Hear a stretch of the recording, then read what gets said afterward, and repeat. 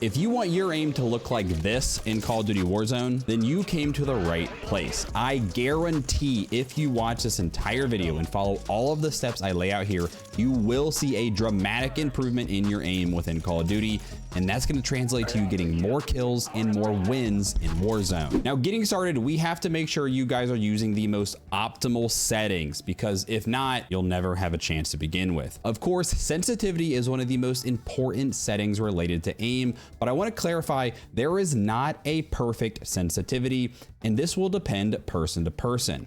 If you're a newer player and you don't have a ton of FPS experience, I'd recommend sticking with a lower sensitivity like 6/6, meaning 6 horizontal, 6 vertical. But even for highly experienced gamers, I don't believe there is much benefit to going above 10/10. To prove my point, let's look at sensitivities of the top 5 ranked Warzone players at the time of me making this video. As you can see, 3 of the 5 are playing at 6/6, and the other 2 are only at a slightly higher 7/7.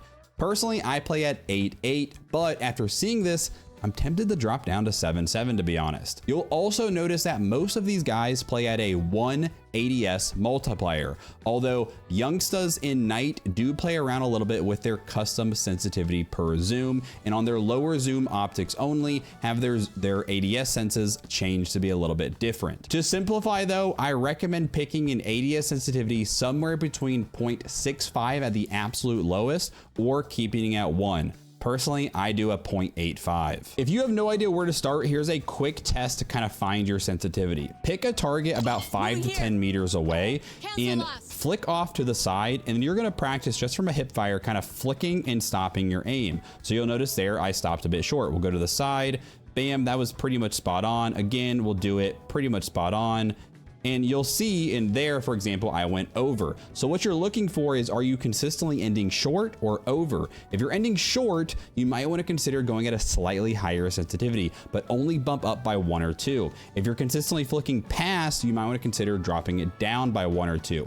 You can then do the same thing with your ADS sensitivity, go off to the side and try to flick and kind of stop your aim. If you're consistently ending short or long, adjust your sensitivity based off there. But this is just kind of a very crude test. And if you're changing your settings, you need to give it several days before you let those set in, before you decide to change again. When it comes to aim response curve type, all 5 of these players play on dynamic. Dynamic allows for quicker movements when you first start to put pressure on your right stick, but in the middle ranges of the stick, it actually slows down and is much more precise, allowing you to be more precise with your aim. But when you put maximum pressure on that right stick and push it all the way to the side, it is the fastest one, and it allows you to kind of turn and spin around very quickly. Essentially what dynamic does is it allows you to be very quick with your movements, but also be precise with your aiming. And that's why pretty much all of the top players use dynamic and not the default standard or linear curve types. When it comes to aim assist, 4 of these 5 players use the default option for aim assist, with only Aiden playing on Black Ops aim assist. Personally, I've tried both of these extensively. I don't notice a difference whatsoever, so play on either default or Black Ops. I don't think it matters. I just don't recommend playing with precision or focusing, and I definitely don't recommend playing with aim assist off altogether, as it is a controller player's greatest strength. We're gonna talk about how to fully take advantage of and abuse this mechanic later in the video. Finally, let's touch on dead zone. Dead zones will be different per person and especially based on your controller. The general rule of thumb is that you want to set your left and right stick minimums as low as possible without getting stick drift. Stick drift is simply what happens when your character continues to move despite you not touching your own controller, and it's a sign of your controller wearing down. Unfortunately, there is no fix for stick drift, and if you're still getting drift with a dead zone above 0.08 or especially above 0.1, I'd highly consider looking into getting a new controller, as this is going to interfere with your aim quite a bit. For myself, I am playing on a 0.02 dead zone for both, but anywhere I think from 0.02 to 0.05 is ideal. I will say also for my left stick maximum, I have this turned down to 60, and basically this just allows me to get to full sprint speed without having to press all the way on my left analog stick. If you are in the market for a new controller, I'd highly recommend you look into AIM controllers, as they've been my brand of choice for almost 2 years now. They're actually launching Hall effect sticks, which theoretically should never get stick drift, since they use magnets instead of physical contacts that won't wear down and should never get stick drift. AIM controllers come with 4 reprogrammable paddles on the back that I can set any button to, digital tap triggers that you can switch on and off if you want to go to a full trigger pull or back to digital tap, customizable analog stick height, so I've got a tall right one, which really helps with my aiming, and most importantly, a lifetime warranty on all modded parts. So if something breaks, you just ship it back and they'll fix it for free. You just cover the shipping. And code TCaptainX will save you money at checkout. The discount varies depending on what the monthly promo is, but my code always works and it's a great way to support me. Now, talking about the customizable analog sticks, if you don't have an AIM controller like mine that you can put on that taller right stick, and by the way, you can switch these on and off. So my left is a short and my right is a tall. There's also a medium, and these just pop off. They're really easy to change. But if you don't have that, I'd highly recommend you look into something like a Control Freak, which just pop on top of your analog stick, because that extra height gives you more surface area for aiming and basically just more control. Again, personally, I don't use one because it's like built into my AIM controller, and I kind of just prefer that because it's not going to pop off or anything. But for a normal controller, Control Freaks are a great option and they're really cheap. Now that we've got your settings and controller handled, it's time to get into actual tips and methods you can do to instantly start getting better aim. The first and most important when it comes to winning more close to medium range gunfights is your centering. Many new players have a tendency to run around the map with their aim pointed down towards the ground, often looking for loot and not really looking for enemies. So that if a player comes, let's say through this doorway, they have to now first adjust their aim up and over before they can start shooting and connecting shots. So what you want to do is simply, when you're walking around, make sure to focus on your center dot being at chest level where an enemy would likely come from. If you're having trouble doing this, one thing I'd highly recommend you do is go into your settings, go to your interface settings here, scroll down here, and we're going to go to crosshairs. Make sure that is turned on, and you can turn your center dot on and turn it to largest, and it's just going to give you a little bit more of a visual representation of where your center of the screen is. But centering can actually be much more advanced than that, and you can really use it to your advantage. If you use things like audio cues and minimap information, game experience, and more, you can start to more accurately predict where enemies might be coming from and center your crosshair in the most optimal spot. So for example, let's say I was getting audio cues somewhere in this direction here. As I'm coming in here, obviously I want to have my crosshair centered here, but if I think he's to the left, as I come around this corner, I want to make sure my crosshair is hugging that left, and I kind of come around the bend with it right tight on the left side. A lot of people make the mistake of coming around and then turning late, versus if they are coming around hugging that crosshair around the corner, they're going to be much faster to start landing those shots right away. So as you go through the map, you want to make sure your crosshair is kind of hugging around corners as you go to give you that upper hand. We can then further optimize this by adding pre-aiming. So again, let's say there's a minimap ping or audio cues, and I think someone is in here to my left. Instead of just coming around and centering, now I can start to come around and pre-aim as I come around. And again, it's just that extra second of, if I'm already aiming, I'm gonna start getting those shots on quicker. And then to add even more to that is when you start adding in movement. So instead of just strafing around the corner pre-aiming, now we're gonna slide cancel around the corner, or we're gonna jump around the corner, again with good centering and good aim. If you struggle with this, you can easily practice this by going into a private match, plunder, lockdown, or whatever, and just practice as you come around corners, slide canceling, jumping, and having your aim centered kind of near the center of these hallways, center of doors, and much more. When I'm really locked in and focused, I pre-aim everything. And again, not by just walking out the open aiming down sight, but adding in movement like we talked about. For example, with audio cues, I know a player is to my right in the building at Winery here. So I slide cancel through the doorway and start to center and pre-aim during the slide. The enemy player is exactly where I thought it was, and it allows me to get first shots in the gunfight.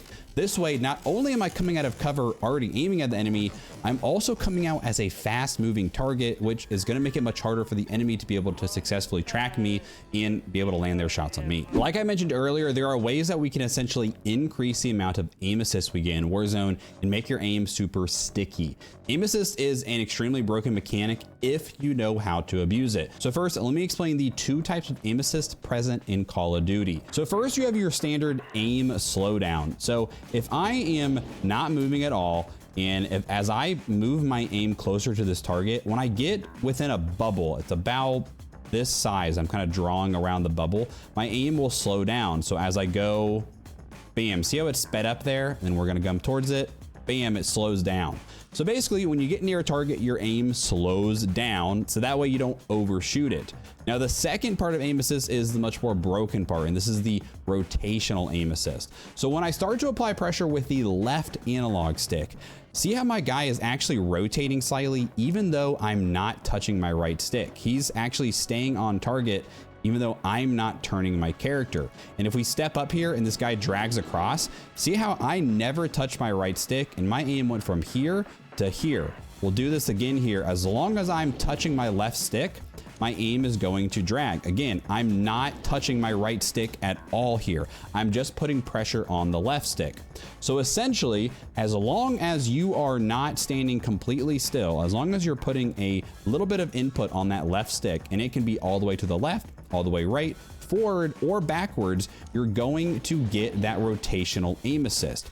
So in all of your gunfights, close to medium range, you need to be strafing left and right. You can go all the way to one side, you can go back and forth, you can go forward against cover. You just need to have some movement on the left stick. But even at longer range fights, as long as you are moving just a little bit, you're going to increase that rotational aim assist, and it's just going to be way easier to hit your shots. And later in the video, I'm going to talk about a few ways that to make it a kind of a habit so you can do this more naturally in game. Before we get into some of the practice routines that are going to dramatically start to help improving your aim, I want to briefly touch on loadouts, because if you use bad guns with lots of recoil, I don't care how good your aim is, you just aren't going to do well. So number one, I frequently post loadout videos and back them up with stats and high-kill gameplays to show that they're legit. So if you're new to the channel, I'd highly recommend you subscribe and check out my Warzone 3 loadouts playlist, or just make sure notifications are on, because I'm usually posting several loadouts per week. Number two, I'd also recommend you check out my website called ggs.ai. That's ggs.ai, which uses an AI algorithm to rank the best loadouts in Warzone. You can sort weapons by long range, close range, or both. They are ranked by different tiers. You can rank by their different types. You can also score by your play style. Are you a balanced player? Are you a tactical player who values recoil, or an aggressive player who values mobility? We have different build types, and you can compare a few of these guns. So we'll compare a few SMGs here, for example. You can look at the time to kill charts. We can look at all sorts of other data like weighted TTKs, which factors in the accuracy, expected accuracies, which factors in recoil. You can look at all sorts of things like the recoil rating, mobility rating, synergies. There is just so much data on this website. And again, it's literally just set up and ranked for you so you can determine what the best loadouts are. You can also log your games on GG's and input things like your kills, deaths, placement, ways you got kills, ways you died, and track to see your progress and see how you're improving. This is also a great way to track what loadouts you play best with, as sometimes people just have their own personal preferences and play better with guns that may not necessarily be the best for someone else. Also, whatever loadout you do decide to use, I'd recommend at some point going into the firing range and just shooting against the wall and not controlling the recoil.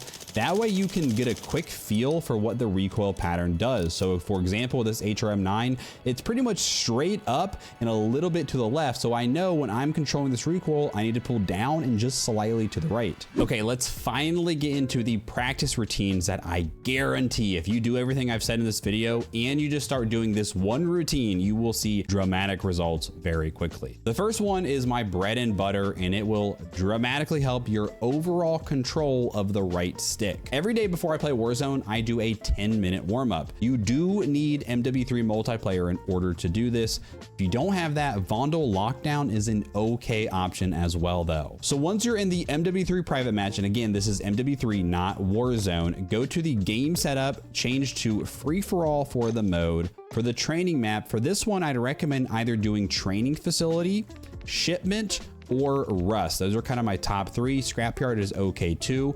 Rust is going to be better if you want to focus on more mid-range. Shipment and training facility better for just more close range. We're then going to go to the custom game rules here. For the time limit and score limit, just turn those up as high as you want. It depends on how long you feel like practicing. Go over to player. For max health, we want this on 300 because that's what essentially Warzone would be with health and plates, and turn your health regen up to fast. For team, for the mini map, feel free to turn this on to constant or whatever, although it's not required. And then for gameplay, go to spawn ammo mags and make sure this is on max. Turn your health steal on, and then finally to your kill streaks, just go ahead and turn that off. Once we go out of there, hit over to the lobby and hit the plus button. It's just above my webcam here, and we're gonna add these bots. I'll move my webcam over so you guys can see this. I like to just add the max of 11. If you're just starting, stick with recruit, but if you're a little bit more experienced player, I like doing regular because the regular bots are going to move a little bit more and it's a little bit harder to track them. Before you jump in, make sure you have a loadout. I like to do a double SMG loadout. So I've got this HRM9, I've got this WSP9, but again, use whatever you feel like. And then I am using these perks or gear. I'm using the tactical pads, that way slide canceling is just like it is in Warzone. And then also scavenger gloves, because that helps you get ammo quicker, so you don't have to worry about running out of ammo. So the first thing you're gonna do once you get in the game is turn your aim assist off. The theory behind this is very simple. If you can get decent aim without aim assist, once you turn it back on, you'll have a better feel for how aim assist works. But also, you will practically feel like you have aimbot on at close quarters with that aim assist back on. Personally, I like to kill a bare minimum of 50 bots without aim assist, but ideally 100 is what I go for as long as I have time. Now, if you're struggling with aim, or maybe you just change your sensitivity, the more the better. When I first switched to controller about 2 years ago, I used to do 500 plus bots a day, and I went from being awful to having insane aim literally in the matter of a few days of doing this. If you've never done this, you will probably really struggle, but that's okay. It will get easier the more you do it. While you're doing this, make sure to practice strafing while shooting, especially at those close range fights. So always be maximally pushing your left stick in one direction, left, right, forward, or backwards. Practice strafing all the way, or practice kind of jiggling back and forth and going very quick back and forth with your strafing. If you force yourself to always strafe while shooting during this, it will start to become more of a habit and carry over to in-game, so that you're getting that extra rotational aim assist when you're playing with it back on. Now, before you end your practice routine, make sure to turn your aim assist back on and shoot at least 50 more bots. This is where you really start to feel that aim assist kick in, and your aim should feel dramatically better. Again, make sure to focus on strafing during all these fights to increase that rotational aim assist. Also, make sure you're practicing good centering and try to incorporate movement like slide canceling or jumping around corners during this. Because if you can do these things without aim assist, it'll be so much easier when it's back on. Now, that routine is the main one I do pretty much every day, but I've got several other more specific routines also that will address different areas. If you struggle specifically with recoil control and also hitting high damage areas like chest and headshots, set up that same private match like before.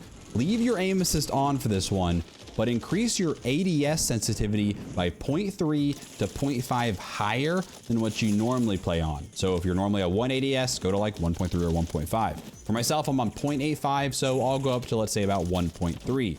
Now, just like before, go shoot your bots, do all the same things, but focus on hitting chest to headshots. After killing 50 to 100 bots, turn your ADS sensitivity back down to what you normally play at and do another 50 to 100 bots. You should feel like you have much more control over your vertical aim control and have just more precision when controlling recoil. I don't do this routine a ton, but it's nice to mix in every now and then. If you want to work on being more precise in general with your aim, set up that same private match, but change the max health to 150. Then select a class with the Desert Eagle 50 cal pistol from MW2. The reason for this is because it is a one-shot headshot at 150 health. For best results, turn your aim assist off and do the same thing we've been talking about, but focus on hitting headshots. You can also set it to headshots only if you really want to, and then again, when you're done, turn your aim assist back on and do another 50 bots or so. This helps a ton with lining up those longer, more precise shots and also quickly flicking to targets. For sniping, I like to do the same thing, but go to the map high rise. And for health, I normally turn it down to 200 because I make a class with the XRK Stalker and Cat AMR. The Stalker only does 238 damage to the head in multiplayer. So if you want, you can also set it to headshots only. That way you have to force yourself to hit headshots, which is a great habit to build for Warzone. Once you're in high rise, I like going to the top of the crane on the side of the map or getting on top of the spawn buildings like shown here. You might want to bring in munitions and or a flare to make this a bit easier also. Same thing for sniping. I try to practice with aim assist off and then turn it back on at the end. You can also do this exact same setup, but use assault rifles, LMGs, or battle rifles and just practice on your long range accuracy and recoil control. And feel free to experiment with other maps as well. I've just found that high rise is a pretty good spot to do this. Finally, probably the most efficient single thing you can do to practice is to 1v1 your friends in a private match on 300 health without aim assist. This is going to be by far the most realistic to real game situations.